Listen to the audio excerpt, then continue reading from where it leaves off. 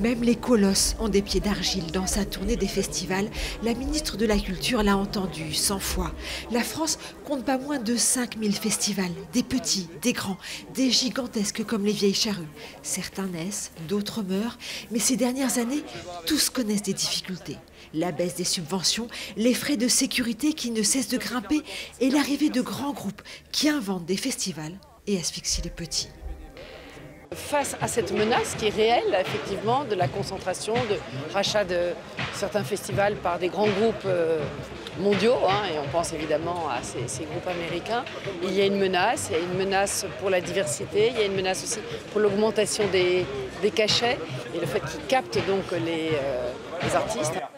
Dans la plaine de Quérampuy, la ministre de la Culture a rencontré des bénévoles, des mécènes, tous ceux qui font que les charrues existent et tiennent malgré les difficultés et la hausse du cachet des artistes. Il y a eu un effet de levier entre la chute des ventes de disques et l'augmentation des cachets artistiques. Il y a quelques années, les artistes avaient la majorité de leur rémunération sur le disque et la tournée servait de promotion au disque. Aujourd'hui, le rapport s'est inversé. Il y a plus d'événements, notamment sur l'été, il n'y a pas plus de week-ends.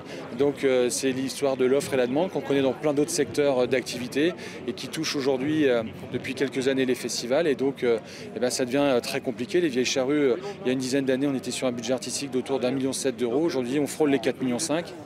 Il y a quelques mois, un monsieur festival a été nommé.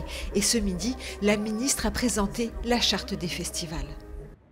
Notre rôle, ce n'est pas de dire les gros ne font pas bien en s'achetant les uns les autres. Ce n'est pas ça l'idée. Notre idée, c'est de rendre les festivals indépendants capables de continuer d'exister, éventuellement de résister aux offres qui sont des offres de grands groupes, parce que souvent ces offres de grands groupes, elles peuvent être extrêmement attractives, extrêmement attirantes.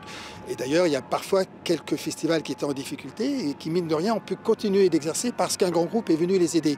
Mais encore faut-il que ce grand groupe, il respecte la spécificité du festival, un peu comme ce qu'on a dans le disque. Il y a 3 majors dans le monde, mais ça n'empêche pas qu'il y a des labels un peu partout.